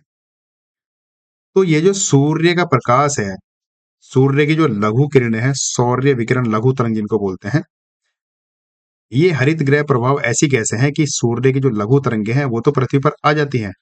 इन गैसों को पार करके सूर्य की जो तरंगें हैं जिसको सौर विकिरण कहते हैं, वो तो इन गैसों को पार करके हमारी पृथ्वी तक आ जाता है। इस तरंग को बोलते हैं सौर विकिरण लघु तरंग। ये जो छोटी मैंने तरंग बनाई है इसको बोलते हैं सौर विकिरण लघु तरंग। सौर विकिरण लघु तरंग। तो ये सूर्य की लघु तरंग है जो हमारी पृथ्वी तक आ जाती है, इन हरित गृह जो गैसें हैं इनको पार कर लेती हैं। लेकिन अब जब पृथ्वी से इन तरंगों को, इस उष्मा को जो सूर्य द्वारा ये किरणें आई हैं इसको अवशोषित किया जाता है, तो इसको बोलते हैं पार्थिव विकिरण। पार्थिव विकिरण, इसको बोलते हैं दीर्घ तरंग। तो ये जो पार्थिव विकिरण दीर्घ तरंग है, ये इस हरित गृह प्रभाव से पार नहीं जा पाती हैं। बात समझे? चलिए पहले मैं इसको लिख देता हूं। ये हमने कहा पार्थिव विकिरण। पार्थिव विकिरण मतलब जो सूर्य का जो उष्मा है, सूर्य से जो उष्मा मिली पृथ्वी को, अब वो उष्मा जो पृथ्वी को मिली उसको बोल दिया हमने पार्थिव विकिरण, जो पृथ्वी से बाहर जा रही है, रिलीज हो रही है, परावर्तित हो रही है। तो पार्थिव विकिरण अर्थात वह उष्मा जो पृथ्वी के द्वारा परावर्तित करी जाती है। इस पार्थ ये जो हमारे पास किरण है, ये जो तरंग है, इसको हमने बोला पार्थिव विकिरण दीर्घ तरंग। अभी आप बस समझ जाओगे, एक बार मैं आपको ये लिखकर बताना चाहता हूं कि हम क्या पढ़ रहे हैं। देखो हम पढ़ रहे हैं ग्रीन हाउस इफेक्ट अर्थात हरित गृह प्रभाव। तो मैंने आपको चित्र के माध्यम से समझाया कि हमारे सामने ये पृथ्वी है और ये सूर्य है। सूर्य की किरणें, ये हमारे पास ग्रीन हाउस इफेक्ट है। ये जो मैंने परतें बनाई है ये ग्रीन हाउस गैसेस है। तो इन ग्रीन हाउस गैसेस को सूर्य का प्रकाश पार करके पृथ्वी तक आ जाता है। ये जो सूर्य की किरणें पृथ्वी पर आई इसको हमने कहा लघु तरंग। अब ये जो पृथ्वी का जो सूर्य की जो किरणें हैं ये पृथ्वी पर आके, भाई ये ऐसे थोड़ी कि पृथ्वी इनको एकदम पूरा अवशोषित कर लेगी। कुछ तरंगों को अवशोषित करने के बाद परावर्तित भी करेगी, वापस भी भेजेगी वातावरण में। तो ये जो हमारी ग्रीन हाउस गैसेस हैं, ये इनको पार करके ये पृथ्वी का जो पार्थिव विकिरण है ये बाहर नहीं जा पाता है, यहीं पर रुक जाता है, जिसके कारण हमारा जो तापमान है वो यहाँ पर इकट्ठा होता रहता है हमारी धरती पर ही। भाई ये जो किरणें देखो, सूर्य की किरणें तो धरती पे आ रही हैं। ये जो ग्रीन हाउस गैसेस हैं, ये एक तरीके से ऐसे समझो कि जैसे एक तरफ से पारदर्शी हैं, सूर्य की किरणों से तो, मतलब सूर्य की किरणों के लिए तो पारदर्शी है, सूर्य की किरणें धरती पर आ रही हैं, लेकिन जो धरती की किरण है जिनको बोला पार्थिव विकिरण, उनके लिए पारदर्शी नहीं है। तो जब धरती की किरणें इस वातावरण से बाहर नहीं जाएगी तो ये जो तापमान है उसका संचयन होगा कि नहीं होगा? यहाँ पर तापमान होगा कि नहीं? तापमान संचय। भाई एक तरफ से सूर्य की किरणें तो आ रही हैं लेकिन इधर से वापस नहीं जा रही हैं, जो धरती का पार्थिव विकिरण है जिसको दीर्घ तरंग कहा, जिसके कारण जो हमारी पृथ्वी है वो गर्म रहती है। अगर ये इधर से भी वापस बाहर चली जाए सपोज, तो क्या होगा? हमारी पृथ्वी एकदम से ही बर्फ का गोला बन जाएगी रात में, सारा तापमान बाहर रिलीज हो जाएगा। तो ये तापमान एकदम से ना घटे ना बढ़े, जैसे कि मैंने आपको बताया कि लगभग 18 डिग्री, -18 डिग्री तक हमारा तापमान हो सकता है अगर ये हरित गृह प्रभाव ना हो। अभी जितना तापमान है वो क्यों है? वो इसलिए है क्योंकि जो पृथ्वी का पार्थिव विकिरण है जिसको दीर्घ तरंग कहते हैं, वो हरित गृह गैसों को पार करके बाहर नहीं जा पाता है। ये है हरित गृह प्रभाव। तो फ्रेंड्स एक बार फिर से मैं आपको तेजी से बता देता हूँ कि हरित गृह प्रभाव क्या है। देखो हरित गृह प्रभाव ये है कि हमारी पृथ्वी है और ये सूर्य की किरणें हैं, तो ये बीच में जो मैंने लाइनें बनाई है ये हरित गृह प्रभाव, ये गैसें हैं, गैसें हैं, ये हरित गृह प्रभाव कह दिया इनको। ये गैसों का एक समूह है। कौन कौन सी गैसें हम अभी जानेंगे। तो इन गैसों को पार करके जो सूर्य की किरणें हैं वो धरती पर पहुंच जाती हैं, जिसको बोलते हैं लघु तरंग, सौर विकिरण की लघु तरंग। तो ये ग्रीन हाउस गैसों को पार करके धरती तक तो आ गई। अब जब धरती द्वारा इन तरंगों को अवशोषित करने के बाद परावर्तित किया गया, जिनको बोला पार्थिव विकिरण, ये इनको बोलते हैं दीर्घ तरंग। इन गैसों को ये पार करके धरती की जो पार्थिव विकिरण है वो पार नहीं जा पाती है, जिसके कारण तापमान का संचय होता रहता है और हमारी पृथ्वी गर्म रहती है। तो आपसे डायरेक्ट प्रश्न पूछा जाएगा कि ग्रीन हाउस गैसेस का क्या काम है? पृथ्वी का तापमान मेंटेन रखना या पृथ्वी को गर्म रखना। चलिए फ्रेंड्स, मुझे लगता है मैंने आपको बहुत डिटेल में समझा दिया है। ये ग्रीन हाउस इफेक्ट था, अर्थात हरित गृह प्रभाव। अब बात करते हैं इस हरित गृह प्रभाव में मुख्य गैसें कौन कौन सी हैं। तो देखो पहली प्रमुख गैस जो हरित गृह प्रभाव में है वो है जलवाष्प। लगभग लगभग 36 से 70% तक पहली मुख्य गैस हमारे सामने है जलवाष्प, जिसको बोलते हैं H2O। मैंने आपको बताया था, आपसे डायरेक्ट प्रश्न कभी कभी पूछा जाएगा कि जलवाष्प क्या है। तो जलवाष्प एक गैस है और ये हरित गृह प्रभाव की मुख्य गैस है, 36 से 70%। दूसरी मुख्य गैस है कार्बन डाइऑक्साइड, जो लगभग लगभग 9 से 20% तक होती है। ऐसा नहीं कि CO2 हमारे लिए एकदम बेकार है। देखो ये हरित गृह प्रभाव में भी आवश्यक है और जो पेड़ पौधे हैं उनके भोजन निर्माण में भी आवश्यक है। लेकिन हाँ, अगर इसकी ज्यादा बढ़ेगी, इसकी जो मात्रा है वो बढ़ेगी, तो फिर हमारे लिए समस्या होगी। उसके बाद जो हरित गृह प्रभाव है उसमें मुख्य गैस है मेथेन, जिसको CH4 बोलते हैं। और इस मेथेन के बाद नाइट्रस ऑक्साइड N2O, फिर ओजोन O3 और फिर क्लोरोफ्लोरोकार्बन। देखो ये जो क्लोरोफ्लोरोकार्बन है इसको CFC बोलते हैं, क्लोरोफ्लोरोकार्बन। ये जो हमारी हरित गृह प्रभाव जो गैसेस हैं, इसमें वैसे तो बहुत ही कम, नगण्य होती है, नाम मात्र के लिए होती है, लेकिन सबसे कम है पर अत्यधिक प्रभावशाली होती है। कभी कभी आपसे डायरेक्ट प्रश्न पूछा जाता है कि हरित गृह प्रभाव में जो हरित गृह गैसेस हैं उसमें सबसे कम मात्रा किस गैस की है? तो वो है क्लोरोफ्लोरोकार्बन। और सबसे प्रभावशाली कौन सी गैस है? वह गैस भी क्लोरोफ्लोरोकार्बन है। चलिए फ्रेंड्स आगे बढ़ते हैं, समझते हैं जो हरित गृह प्रभाव की प्रक्रिया है वो क्या है। तो देखो मैंने आपको बताया अभी चित्र के माध्यम से, हरित गृह प्रभाव की प्रक्रिया सबसे पहले है कि सूर्य की किरणें पृथ्वी तक पहुंचती है, उसके बाद पृथ्वी का कुछ भाग परावर्तित करती है और कुछ अवशोषित। भाई कुछ किरणें पृथ्वी पर आई, ये पृथ्वी है, ये सूर्य की किरणें आ गई, तो यहाँ से पृथ्वी ने कुछ तो अवशोषित कर लिया, लेकिन सबको थोड़ी कर लेगी, कुछ को बाहर भी भेजना चाहेगी। तो वही यहाँ पर बताने की कोशिश करी गई है कि कुछ भाग तो पृथ्वी ने परावर्तित कर दिया, कुछ अवशोषित कर लिया। तो अवशोषित ऊर्जा पृथ्वी को गर्म रखती है। अवशोषित कैसे हुआ? ये जो हरित गृह गैसेस है हमारे पास में, ये इसको फिर बाहर जाने नहीं देती, जिसके कारण हमारी पृथ्वी गर्म रहती है। चलिए फ्रेंड्स आगे बढ़ते हैं। तो अवशोषित ऊर्जा पृथ्वी को गर्म करती है। उसके बाद यह गर्मी इंफ्रारेड किरणों के रूप में वायुमंडल में लौटने लगती है और हरित गृह गैसें इन किरणों को रोककर उन्हें फिर से पृथ्वी की सतह पर भेज देती है। इससे तापमान बढ़ता है। यही बात मैंने आपको चित्र के माध्यम से समझाई थी। हरित गृह जो गैसेस हैं, वो गैसेस जो पृथ्वी का पार्थिव विकिरण होता है, जो पृथ्वी द्वारा कुछ किरणें जो ऊष्मा परावर्तित की जाती है, उस परावर्तित ऊष्मा को हरित गृह गैसेस जो है उनको रोक लेती है, अपने से बाहर नहीं जाने देती है और वापस पृथ्वी पर भेज देती है, जिसके कारण हमारी पृथ्वी गर्म रहती है। देखो, सबसे अच्छा उदाहरण मैं आपको बताऊं इस हरित गृह प्रभाव का। आप कभी कार में बैठे तो कार के जो शीशे होते हैं वो बिल्कुल हरित गृह की तरह कार्य करते हैं, जैसे हरित गृह गैसेस होती हैं बिल्कुल उसी तरह से। आप धूप में कहीं कार खड़ी करना, तो जब आपकी कार पर धूप की पड़ेगी तो कार के अंदर एकदम से तापमान बढ़ जाएगा, क्योंकि सूर्य की किरणें इस कांच को पार करके गाड़ी के अंदर आ चुकी हैं। लेकिन अब इधर से ये कांच पारदर्शी नहीं है, इधर जो पार्थिव विकिरण बन गया है, कांच के बाहर ये गैस नहीं जा पा रही है, मतलब एक तरफ से इधर से तो आ रही है, इधर से वापस नहीं जा रही है, जिसके कारण गैस लगातार जो धूप है, जो तापमान है, वो कार में बढ़ता चला जाता है। कभी भी ध्यान रखो, अगर आप कार में किसी छोटे बच्चों को छोड़ो तो शीशे मत बंद करो कभी भी, क्योंकि जो हरित गृह प्रभाव है वो एकदम बढ़ जाता है गर्मी में, जिसके कारण घुटन हो जाती है और कभी कभी मौत भी हो जाती है। तो हरित गृह प्रभाव सबसे अच्छा उदाहरण हम कार में देख सकते हैं और ये पूरी पृथ्वी पर भी होता है, जिसकी मुख्य गैसें मैंने आपको बताई। सबसे प्रमुख गैस जलवाष्प है, फिर CO2 है, फिर मेथेन है और उसके बाद और भी 2-3 गैसें जो हमने पढ़ी। चलिए बात करते हैं सकारात्मक और नकारात्मक प्रभाव की। जो हरित गृह प्रभाव है उसका क्या सकारात्मक और नकारात्मक प्रभाव है। तो देखो, बात करते हैं सकारात्मक अर्थात पॉजिटिव चीजें क्या है। देखो, सबसे पहली पॉजिटिव चीज तो ये है कि जीवन के लिए आवश्यक तापमान बनाए रखती है हरित गृह गैसेस, और पौधों की वृद्धि एवं जल चक्र को बनाए रखती है। बात करते हैं नकारात्मक प्रभाव की। अगर अत्यधिक बढ़ गया हरित गृह प्रभाव तो क्या होगा। तो देखो, ग्लोबल वार्मिंग होगी।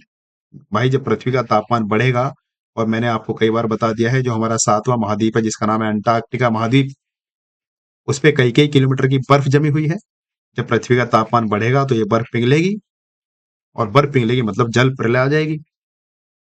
ऐसा माना जाता है कि अब तक 5 बार प्रलय आ चुकी है, जिसमें से एक बार मैंने आपको बताया उल्का पिंड के कारण जो डायनासोर थे उनका विनाश हुआ। 2 बार ग्लोबल वार्मिंग के कारण आई, एक बार ज्वालामुखी के कारण आई, और एक बार जल प्रलय भी आ चुकी है। टोटल 5 बार अभी तक हमारी पृथ्वी पर प्रलय आ चुकी है। फिर से छठी प्रलय आने की संभावना है, और वो फिर से ऐसा बोला जाता है कि उसमें भी मानव जनित कारण होगा। या तो ग्लोबल वार्मिंग होगी या ग्लोबल कूलिंग होगी। ग्लोबल वार्मिंग का मतलब है कि बहुत ज्यादा गर्मी बढ़ेगी, और जब गर्मी बढ़ेगी तो ये तापमान जो मैंने बताया, ये तो मैंने एक उदाहरण दिया अंटार्कटिका महाद्वीप, जो कि हमारी दुनिया का सबसे बड़ा महाद्वीप है, मतलब बर्फ के मामले में, जहां पर बर्फ जमी है कई कई किलोमीटर की।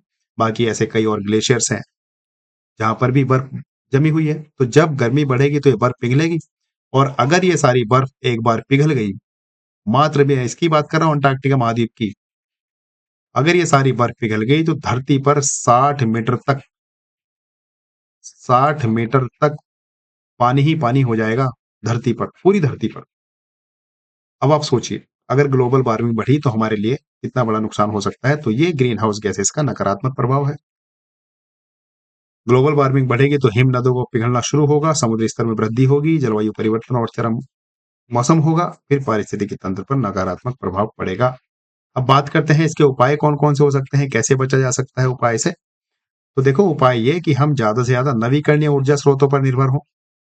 नवीकरणीय ऊर्जा स्रोत क्या है, जैसे कि सौर ऊर्जा हो गई, पवन ऊर्जा हो गई, इन सभी ऊर्जाओं का हम प्रयोग करें। वनों की कटाई पर रोक लगे, वृक्षारोपण ज्यादा से ज्यादा हो, और जो कार्बन उत्सर्जन है उसको कम करें। उसके बाद CFC का उपयोग बंद करना चाहिए, जैसे कि मैंने बताया जो हरित गृह प्रभाव है उसमें जो CFC है, कार्बन फ्लोरोकार्बन, वो है तो नगण्य, बहुत नाम मात्र के लिए है, लेकिन वो इतना प्रभावशाली है, उसके बहुत ज्यादा साइड इफेक्ट होते हैं। तो हमें CFCs का प्रयोग बंद करना चाहिए, और ऊर्जा दक्षता में सुधार करना चाहिए। जैसे कि हमारे जो पेट्रोल है, जो आजकल वाहनों में हम देखते हैं BS6 BS4 आ चुका है, BS4 से फिर 6 आ गया, 5 6 ऐसे। तो हमें ऐसे वाहन यूज करने चाहिए जिनमें कम से कम प्रदूषण हो, कम से कम पॉल्यूशन हो। तो फ्रेंड्स, ये था हरित गृह प्रभाव। और उसके बाद हम बात करते हैं ओजोन परत की। तो देखो, सबसे पहले हमने कहा था कि जो हमारी ओजोन परत है वो समताप मंडल में पाई जाती है,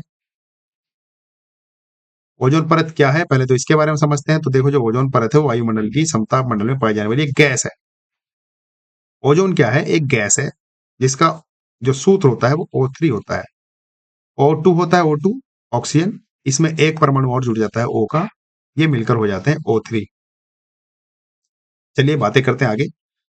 तो ओजोन वायुमंडल की जो समताप मंडल है उसमें पाई जाने वाली गैस की एक परत है, उसको बोलते हैं ओजोन परत।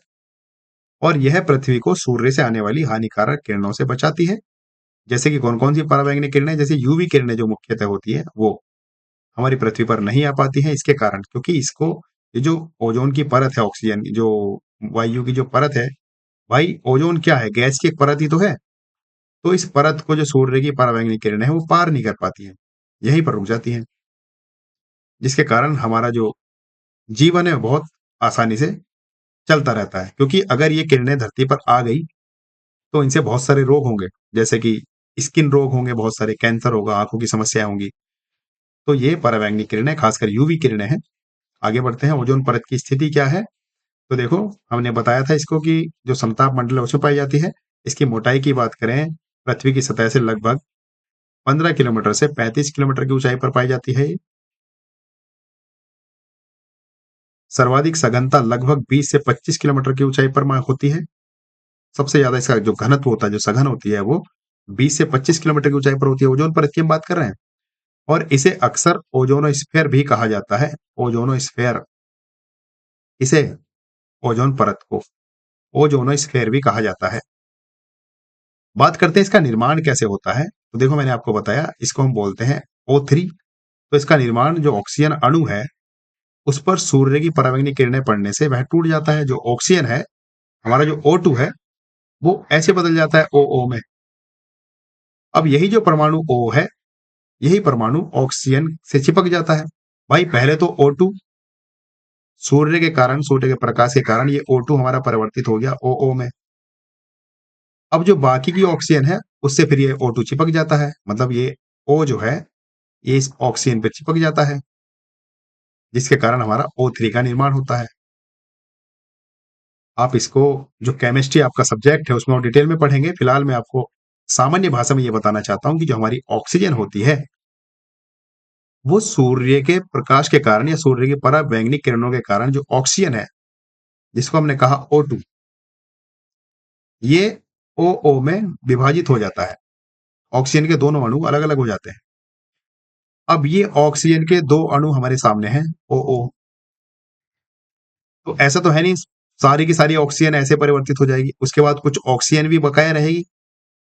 अब जो ऑक्सीजन हमारे पास बची, इस ऑक्सीजन से, ये जो ऑक्सीजन के दो अणु अलग अलग हो गए हैं, एक एक अणु इनसे चिपकना शुरू हो जाता है ऑक्सीजन से। तो जब O2 पर O लग जाएगा तो O3 हो जाएगा, ये ओजोन कहलाएगा। इस प्रकार जो ओजोन गैस है उसका निर्माण होता है। तो देखो, पॉइंट नंबर 1 में यही कहा गया है कि जो ऑक्सीजन अणु है O2, उस पर सूर्य की पराबैंगनी किरणें पड़ने पर वह टूटकर परमाणु ऑक्सीजन में बदल जाता है, जिसको O कहते हैं। और यही परमाणु ऑक्सीजन अन्य ऑक्सीजन अणुओं से मिलकर ओजोन का निर्माण करता है। जैसे कि यहाँ पर O2 तो होता है O+O, और ओजोन होता है O+O3। मतलब फ्रेंड्स, ये बात किसको नहीं समझ में आई? तो ऐसे हमारा निर्माण होता है ओजोन गैस का। ऑक्सीजन में ऑक्सीजन परमाणु चिपक जाता है O, जिसको O3 बोल देते हैं। चलिए बात करते हैं महत्व की। क्या महत्व है? देखो, ओजोन परत पृथ्वी पर जीवन के लिए एक सुरक्षात्मक ढाल का कार्य करती है। क्यों करती है? क्योंकि यह सूर्य की हानिकारक किरणें, जिसको पराबैंगनी किरणें बोलते हैं, उसको धरती पर आने से रोकती है, उसको अवशोषित करती है। और जिसके कारण देखो, त्वचा कैंसर नहीं होता है, आंखों की बीमारियां नहीं होती हैं, और जो पेड़ पौधे हैं उनको क्षति नहीं होती है। कभी कभी आपसे डायरेक्ट प्रश्न पूछा जाएगा परीक्षा में कि बताइए, अगर पराबैंगनी किरणें पृथ्वी पर आ गई, जिसको यूवी बी और यूवी सी कहा गया, और भी बहुत सारी पराबैंगनी किरणें हैं, जो मुख्य किरणें हैं वो ये है यूवी बी और यूवी सी। अगर ये धरती पर आ गई तो क्या होगा?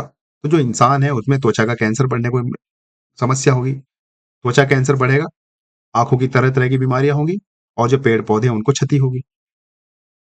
तो जो ओजोन परत है उसका मुख्य कार्य ये है, और इसलिए हम कहते हैं कि जो ओजोन परत है उसमें छिद्र हो रहा है, छेद हो रहा है। मुख्यतः जो अंटार्कटिका रीजन है, हमारा जो दक्षिणी ध्रुव है, वहां पर देखने को मिल रहा है जो ओजोन की जो परत है गैस की, वो पतली होती जा रही है। पतली होने का क्या कारण है आगे हम पढ़ेंगे। फिलहाल हम आपको महत्व बता रहे हैं, जो ओजोन परत है उसका महत्व क्या है। तो उसका महत्व ये है कि ये हमारे पेड़ पौधों को सुरक्षित रखती है और जो हमारा जीवन है उसमें बहुत सारी समस्याएं होने से बचाती है, जैसे कि त्वचा का कैंसर, आंखों की बीमारी वगैरह वगैरह। तो आपसे प्रश्न डायरेक्ट पूछा जाता है कि अगर ओजोन परत ना हो या सूर्य की पराबैंगनी किरणें धरती पर आ जाएं तो क्या होगा। तो स्किन कैंसर होगा, आंखों की समस्याएं होंगी, पेड़ पौधों को क्षति होगी। अब देखो, जो ओजोन परत है उसका क्षय हो रहा है। क्षय मतलब वो लगातार पतली होती जा रही है। जैसे कि मैंने आपको बताया, ओजोन परत कुछ मोटी है, अब वो धीरे धीरे पतली हो रही है, जिसको हम बोलते हैं उसमें छेद हो रहा है, छिद्र हो रहा है। ऐसा क्यों हो रहा है, उसका कारण क्या है। तो देखो, उसके कारण है मानव निर्मित रसायन, जैसे कि क्लोरोफ्लोरोकार्बन CFC, बहुत ही प्रभावशाली एक गैस है जो हरित गृह प्रभाव में हमने देखी। उसके बाद हेलोन आदि से जो ओजोन परत है उनको नुकसान हो रहा है। और इन रसायनों में एक अणु होता है जिसको बोलते हैं क्लोरीन और ब्रोमीन। इन अणुओं से भी ओजोन को, मतलब ओजोन जो परत है वो टूट जा रही है। भाई हमने कहा जो ओजोन है वो O3 होती है। तो O3 जब क्लोरीन और ब्रोमीन से रिएक्शन करेगी, जैसे कि ऑक्सीजन को प्रकाश ने तोड़ दिया, ऑक्सीजन को 2 अणु में बदल दिया, OO में। उसी प्रकार जो अब ये O3 है, इसमें क्लोरीन और ब्रोमीन अगर मिल जाएगा जाके, तो ये ओजोन जो है ये इसमें टूट जाएगी, मतलब अलग ही अणु बन जाएंगे कुछ, जिसके कारण जो ऑक्सीजन, जो ओजोन की परत है वो धीरे धीरे पतली होती जा रही है या उसमें छेद होता जा रहा है, पैसे कह लीजिए।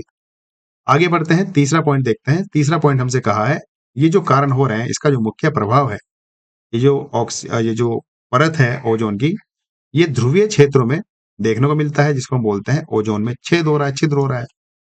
और विशेष रूप से ध्रुवीय क्षेत्रों में कहा, जो अंटार्कटिका क्षेत्र है वहां पर। अब सोचिए, मैंने आपको बताया ग्लोबल वार्मिंग बढ़ जाएगी, और जो मुख्य कारण हमें दिखाई दे रहा है इस ओजोन छेद का, जो मुख्य मतलब दिखाई दे रहा है ओजोन छेद छेद वो अंटार्कटिका महाद्वीप पर ही दिखाई दे रहा है, और वहां पर कितनी बर्फ जमी हुई है। अब आप सोचिए, अगर ये और ज्यादा हो गया तो क्या होगा। गर्मी बढ़ेगी, बर्फ पिघलेगी, आगे क्या होगा आप समझ जाइए। चलिए परिणाम की बात करते हैं। जो ओजोन परत है उसका क्या परिणाम होगा। तो देखो, अल्ट्रावायलेट किरणों को अधिक मात्रा में पृथ्वी पर पहुंचाना। अगर ओजोन परत छिद्र जो है, ओजोन का छेद अगर वो ज्यादा हो गया, या तो उसको ओजोन छेद कह लीजिए, या ओजोन की जो परत है वो पतली हो गई, तो जो सूर्य की पराबैंगनी किरणें है वो उसको पार करके धरती पर आ जाएगी कि नहीं आ जाएगी। अगर ऐसा हुआ तो क्या होगा, वही हमने लिखा परिणाम। तो अल्ट्रावायलेट किरणों को अधिक मात्रा में पृथ्वी पर पहुंचने में मिलेगी या पहुंच बढ़ेगी, जिसके कारण त्वचा का कैंसर होगा, मोतियाबिंद होगा, DNA में क्षति होगी, और भी बहुत सारे खतरे, जैसे कि पेड़ पौधों को दिक्कत होगी, आंखों में समस्या होगी, और फसलों और समुद्री पारिस्थितिकी पर हानिकारक प्रभाव पड़ेगा। ये इसके परिणाम होंगे। बात करते हैं इसके उपाय, क्या क्या उपाय किए जा रहे हैं हमारी सरकार द्वारा या विश्व के अन्य देशों द्वारा, जिसके कारण ये ओजोन की जो परत है उसमें छेद ना हो या वो ज्यादा पतली ना हो। तो देखो, संरक्षण उपाय ये किया जा रहा है कि ओजोन ह्रास करने वाले रसायनों का उपयोग कम से कम कर दो। और एक प्रोटोकॉल है जिसको मॉन्ट्रियल प्रोटोकॉल कहते हैं, जो 1987 में हुआ, वो ओजोन परत के संबंध में ही हुआ था। अंतर्राष्ट्रीय एक समझौता है ये। मॉन्ट्रियल प्रोटोकॉल एक अंतर्राष्ट्रीय समझौता है। जब आप पर्यावरण पढ़ेंगे इसके बारे में डिटेल में समझेंगे। फिलहाल आप इतना याद रखिए कि मॉन्ट्रियल प्रोटोकॉल, कभी कभी डायरेक्ट प्रश्न पूछा जाता है कि ओजोन परत के संदर्भ में कौन सा प्रोटोकॉल हुआ जो अंतर्राष्ट्रीय स्तर का था। तो वो था मॉन्ट्रियल प्रोटोकॉल, जो कि 1987 में हुआ। और उसके बाद ज्यादा से ज्यादा कोशिश की जा रही है कि नवीकरणीय और पर्यावरणीय जो अनुकूलित विकल्प है उन पर ध्यान दिया जाए, जैसे कि सौर ऊर्जा का अधिक से अधिक उपयोग करो, पवन ऊर्जा का उपयोग करो, और ऐसे वाहन यूज करो जो कम से कम पॉल्यूशन करें। तो फ्रेंड्स, ये हमने पढ़ा ओजोन परत। अब हम पढ़ते हैं एल्बिडो। एल्बिडो क्या है, इसके बारे में जानते हैं। और जानने से पहले मुझे लगता है कि हमारी क्लास आज फिर से लंबी हो चुकी है, पर चलिए, हमारा ये लास्ट टॉपिक है एल्बिडो, हम इसको खत्म करते हैं क्योंकि हमें ये कंप्लीट पढ़ना है। इसके बाद हम अपने अगले चैप्टर पे चलेंगे।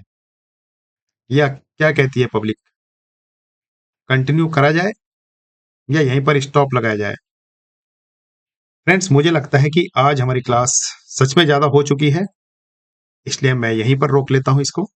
कुछ प्रश्नों को देख लेते हैं और यहीं से हम कल अपनी क्लास की शुरुआत करेंगे एल्बिडो से। एल्बिडो क्या है, यहीं पर हम इसको मार्क कर लेते हैं। यहां से हम अपनी अगली क्लास की शुरुआत करेंगे। फिलहाल हम चलते हैं प्रश्नों की ओर। चलिए कुछ प्रश्न देख लेते हैं, उसके बाद हम अपनी कल की क्लास की शुरुआत करेंगे, क्योंकि अभी बहुत मटेरियल है और समय ज़्यादा भी हो गया है, तो आपने मुझे लगता है यहाँ तक बहुत अच्छे से पढ़ लिया होगा, समझ लिया होगा। तो मैं आपको जल्दबाजी में कुछ छोड़ना नहीं चाहता। चलिए, हमारा पहला प्रश्न है, वायुमंडल का मुख्य घटक कौन-सी गैस है? बताइए, मैंने शुरुआत में बताया था जब हमने हमारा वायुमंडल पढ़ा था, मैंने आपको बताया था वायुमंडल में मुख्यतः कौन-कौन सी गैसें हैं। तो कौन-सी गैस है? जो प्रमुख गैस है वायुमंडल में वो नाइट्रोजन गैस है, लगभग 78%। Option number B. चलिए प्रश्न नंबर 2 की ओर चलते हैं। वायुमंडल की सबसे निचली परत कौन-सी है? तो अब तो आप इसको अच्छे से बता दोगे। क्षोभ मंडल सबसे पहली परत या सबसे निचली परत, कुछ भी कह लो। तो जो क्वेश्चन नंबर 2 है उसका उत्तर हो जाएगा ऑप्शन नंबर सी, अर्थात क्षोभ मंडल सबसे निचली परत है। प्रश्न नंबर 3 की ओर चलते हैं। ओजोन परत किस वायुमंडलीय परत में पाई जाती है? देखो, सबसे अच्छा सवाल है। समताप मंडल में पाई जाती है और लगभग हर पेपर में पूछा जाता है। अगर परत से रिलेटेड कोई पेपर में क्वेश्चन बने और ओजोन परत उसमें ना हो, ऐसा नहीं हो सकता। तो आपसे प्रश्न पूछा जाएगा, ओजोन परत किस वायुमंडलीय परत में पाई जाती है? तो ओजोन परत पाई जाती है समताप मंडल में। समताप मंडल की ऊंचाई मैंने आपको बताई थी, लगभग 13 किलोमीटर से 50 किलोमीटर तक मानी जाती है। चलिए आगे बढ़ते हैं। प्रश्न नंबर 4। प्रश्न नंबर 4 कहा है, पृथ्वी का औसत एल्बिडो, इसको हम कल देखेंगे। वायुमंडल में जलवाष्प की औसत मात्रा कितनी है? मैंने आपको बताया कितनी है जलवाष्प की मात्रा। वायुमंडल की बात हो रही है, 0.2 से 0.4%। अगर हरित गृह प्रभाव की बात होगी, हरित गृह प्रभाव में जलवाष्प की मात्रा कितनी है? तो सर्वाधिक मात्रा जलवाष्प की ही होती है हरित गृह प्रभाव गैसों में। लेकिन यहाँ पर प्रश्न ध्यान से पढ़ो, यहाँ पर पूछा है वायुमंडल में कितनी है। तो वायुमंडल में 2 से 4% होती है। तो फ्रेंड्स, चलिए बाकी के प्रश्न हम कल देखेंगे, क्योंकि अभी हमारे 2 टॉपिक रह रहे हैं। एक तो एल्बिडो और दूसरा जो पृथ्वी है उसका ऊष्मा बजट। तो हम बाकी के प्रश्नों को कल ही सॉल्व करेंगे, क्योंकि बीच-बीच में कुछ ऐसे प्रश्न आते रहेंगे जो हमने नहीं पढ़े हैं। तो फ्रेंड्स, ये हमारा चैनल, एक बार फिर जाते-जाते आपको बता देता हूँ। अगर आप किसी देश की परीक्षा की तैयारी कर रहे हैं, देश की किसी भी परीक्षा की तैयारी कर रहे हैं, तो हमारे इस चैनल को सब्सक्राइब कीजिए और अपने सपने को साकार कीजिए। चलिए फ्रेंड्स, इसी अपील के साथ मैं विदाई लेता हूँ। फिर मिलता हूँ अगली क्लास में। Bye bye, take care.